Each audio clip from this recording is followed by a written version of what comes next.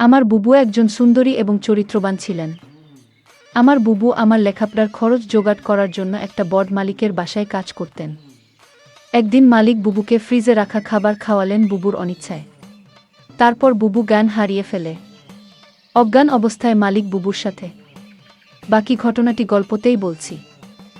আমার বুবুর যখন বিয়ে হয়ে যায় আমি তখন ক্লাস 9-এ পড়ি। স্কুল থেকে ফিরে শুনি আজ বুবুর বিয়ে। আব্বা আমাকে বললেন, শিবু ঢাকা থেকে মেহমানরা আসবে, তুই এক ছুটে বাজারে যা, আফজালকে বল তার ডেকোরেশনের চেয়ার পাঠাতে। আমি এক দৌড়ে বাজারে চলে গেলাম। আফজাল চাচাকে যখন সব বলছি, 2টা প্রকাণ্ড গাড়িকে বাজার পেরিয়ে আমাদের বাড়ির দিকে যেতে দেখলাম। আফজাল চাচা বললেন, যা রুন্নার অনেক ভালো ঘরে বিয়ে হলো, তোদের অবস্থা এইবার ফিরবে। বুগুর কি সত্যি ভালো বিয়ে হচ্ছে? আমি জানি না, আমি শুধু জানি বুগু চলে যাচ্ছে আমাদের বাসা থেকে। তারপর কি হবে? কে আমাদের খাবার রেঁধে দেবে? কে আমাকে চুপি চুপি তার মাটির ব্যাংক ভেঙে আমাকে মেলায় যাওয়ার টাকা দেবে? বুবুকে ছাড়া যে আমার জীবন চলতে পারে আমি সেটা কল্পনাও করতে পারি না। কলেজের এক প্রোগ্রামে আমার সুন্দরী বুবুকে দেখে নাকি দারুণ পছন্দ করেছে এক বড় লোকের ইঞ্জিনিয়ার ছেলে। তার চাপে পড়েই তার পরিবার রাজি হয়েছে এই বিয়েতে। নইলে আমাদের মতো মধ্যবিত্ত ঘরে এত বড় আত্মীয় হওয়ার কথা না। সবাই বলাবলি করছে বুবুর কারণে এবার আমাদের ভাগ্য ফিরবে। আমার জন্মের সময় আমার মা মারা যান, বুবুর বয়স তখন 8।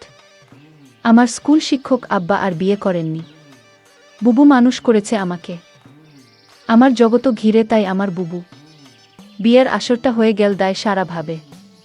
বিয়ে নাকি 2 পরিবারের বন্ধন, কিন্তু আমার সেটা মনে হলো না। পাত্রের বাবা সারাক্ষণ মুখ কালো করে রাখলেন। পাত্রের ছোট মামা আমাদের ঘর বাড়ি উঠান ঘুরে ঘুরে দেখলেন। মাঝে মাঝে নাক ছিটকালেন। আমাকে ডেকে বললেন, তুমি কোনো ক্লাসে পড়ো?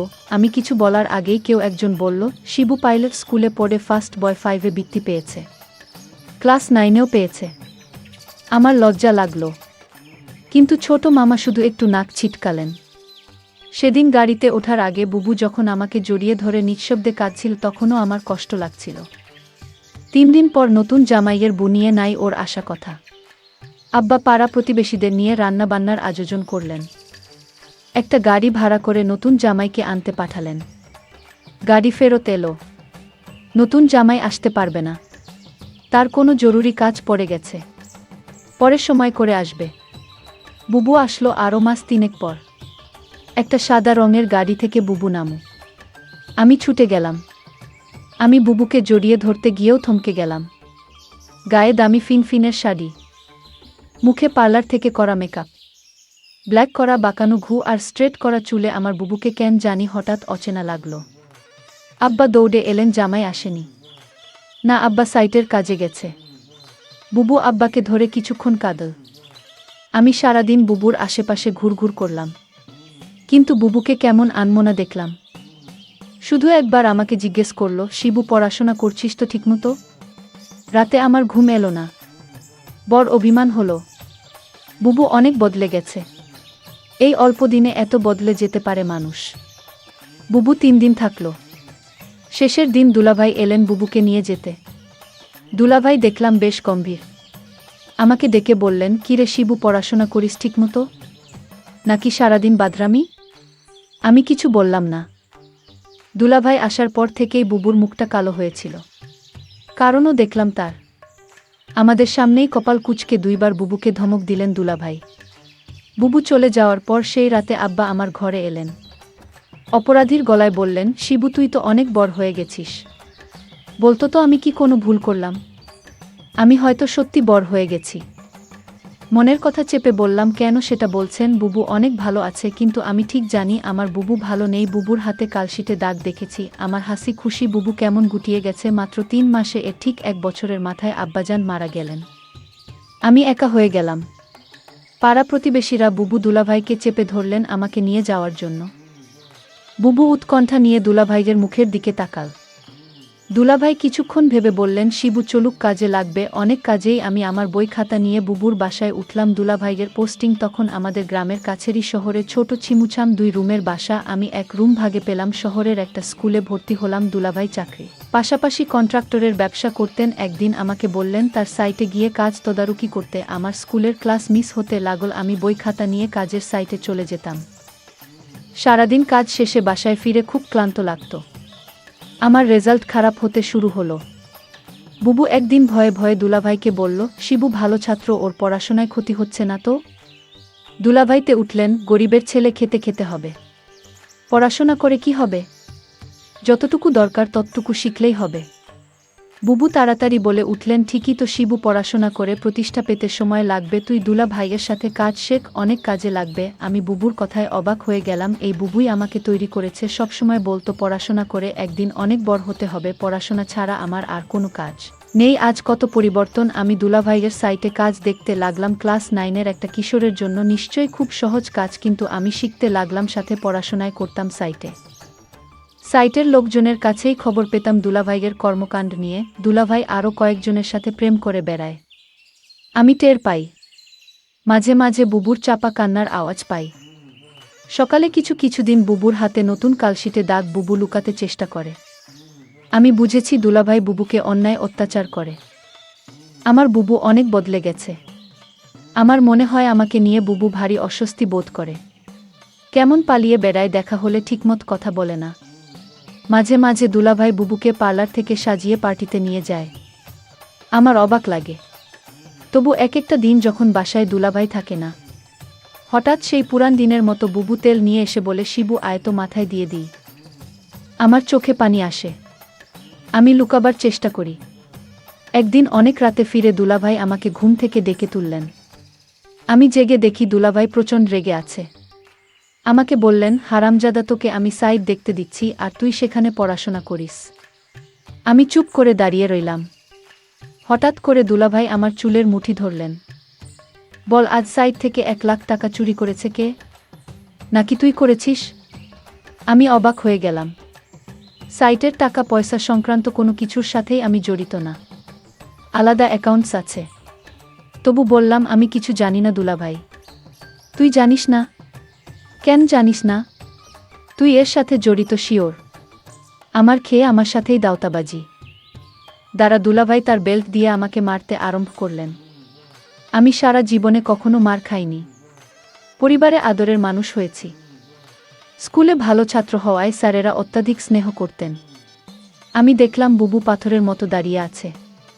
দুলাভাই একসময় ক্ষান্ত দিয়ে চলে গেলেন। আমি সারারাত বিছানায় শুয়ে কোকালাম। চেষ্টা করলাম মুখ দিয়ে শব্দ না করতে। আব্বা মৃত্যুর আগে বলেছিলেন, শিবু, পুরুষ হয়ে গরিব ঘরে জন্মাইছিস। সামনে অনেক কষ্ট আসবে। শক্ত থাকবি। কখনো কাঁদবি না। পুরুষদের কাঁদতে নেই। পরদিন সকালে আমার ঘুম, শরীরে হালকা জ্বর নিয়ে উঠে দেখি বুবু বসে আছে আমার শিয়রে। শিবু, উঠতে পারবি? আমি মাথা নাড়লাম, হ্যাঁ। তাহলে চল। তাকিয়ে দেখি বুবু একটা ব্যাগ গুছিয়ে রেখেছে। আমি বললাম, কোথায়? বাড়ি ফিরে যাব। চল, তুই আবার ভালো করে পড়াশোনা শুরু করবি, আমি দরকার হয় বাসায় কাজ করব, দুইজনের একটা ব্যবস্থা হয়ে যাবে। আমি অবাক হয়ে তাকিয়ে রইলাম। বুবু আমার জন্য তার স্বামীকে ডিভোর্স দিয়ে চলে এলো এবং সেই বাড়ি থেকে চিরদিনের জন্য চলে এল। তারপর বাসায় আমি আর বুবু থাকি। বুবু একটা বড়লোক বাসায় কাজ পেল।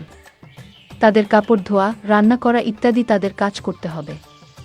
মাস শেষে যে টাকাটা পাবো সে টাকা দিয়ে আমার লেখাপড়ার খরচ আর পরিবার চলে যাবে। বুবু যে বাড়িতে কাজ করে সেই বাড়ির মালিক বুবুকে একদিন বলেছিল, তোমার যত টাকা দরকার আমি দিব, তুমি শুধু একটি কথা রাখো। বুবু বল, আমি বাসায় কাজ করি, এটাই আমার চলে, অতিরিক্ত টাকার আমার দরকার নেই। বুবু বুঝতে পেরেছিল বাসার মালিকের চরিত্র ভালো না। তারপরও বুবু এই বাড়িতে কাজ করে যে টাকা পেত সেটা দিয়েই আমাদের মাস চলে যেত। মালিকের বাসার সবাই একদিন কোথায় ঘুরতে গেল।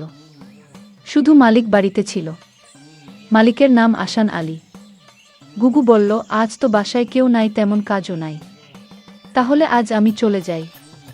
মালিক তখন বলল, শোনো, অনেক কাজ পড়ে রয়েছে। কি কাজ পড়ে রয়েছে মালিক? মালিক বলল, বাসায় কেউ নাই, আমার দেখাশোনা কে করবে? আমি বলেছিলাম, ও তাই তো। মালিকের জন্য রান্না করলাম। ঘর পরিষ্কার করে মালিককে খাবার দিয়ে বললাম, রাত অনেক হয়েছে। আমার ছোট ভাইটা চিন্তা করছে। আমি এখন যাই। মালিক দমক দিয়ে বলল, এই মেয়ে, তুমি এই বাড়ির চাকরানী। মালিক যখন আদেশ করবে তখন তুমি এই বাড়ি থেকে যাবে। তার আগ পর্যন্ত এখান থেকে এক পাও লড়বে না। আমি তখন নিশ্চুপ হয়ে দাঁড়িয়ে রইলাম। আমার মুখ দিয়ে কোনো কথা বের হলো না। হঠাৎ মালিক বলল দরদ কণ্ঠে, মারে, আমার তো ছেলে মেয়ে আছে। তোর কষ্ট আমি বুঝি। তুই তোর মাকে হারালি, বাবাকে হারালি, নিজের স্বামীকে হারালি, এখন ভাইটাকে লেখাপড়া শিখিয়ে মানুষ করার জন্য তুই পরিশ্রম করছিস। আমি মালিকের হঠাৎ এরকম ভালো কথা শুনে আমি কিছুটা অবাক হলাম। কিন্তু সে মুখে যা বলছে চেহারায় তা প্রকাশ পায় না। আমাকে বলল আমার স্ত্রী, ছেলে মেয়ে তারা 2 দিনের জন্য ট্যুরে গেছে। আমি বলেছিলাম আপনি যাননি কেন? আমার ঘোরাফেরা তেমন একটা ভালো লাগে না। আমি এর আগে বহুবার ঘোরাফেরা করেছি, এখন আর ভালো লাগে না।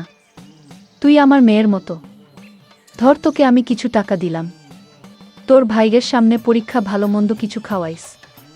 আমি বলেছিলাম আমার টাকা লাগবে না। মালিক তখন আমায় জোর করে টাকাটা হাতে ধরিয়ে দিল। আমি না নিয়ে পারলাম না। মালিক আমার প্রতি হঠাৎ এমন দরদ দেখাচ্ছে কেন? যখন মালিকের ছেলে মেয়ে বাড়িতে ছিল তখন তো তিনি এরকম দরদ দেখায়নি। আমি মালিকের এরকম ভালো ব্যবহার দেখে কিছুটা অবাক হলাম। এরকম কথা বলতে বলতে প্রায় রাত 1-1টা বেজে গেল। ওদিকে আমার ভাই আমার জন্য চিন্তা করছিল। আমি মালিককে বলেছিলাম এখন আমি যাই। সে তখন বলল না, আজ তুমি যেতে পারবে না, এই বাড়ি তোমার পাহারা দিতে হবে। আমি বলেছিলাম দেখুন সাহেব, আমার ডিউটি তো সকাল 6টা থেকে সন্ধ্যা 6টা পর্যন্ত।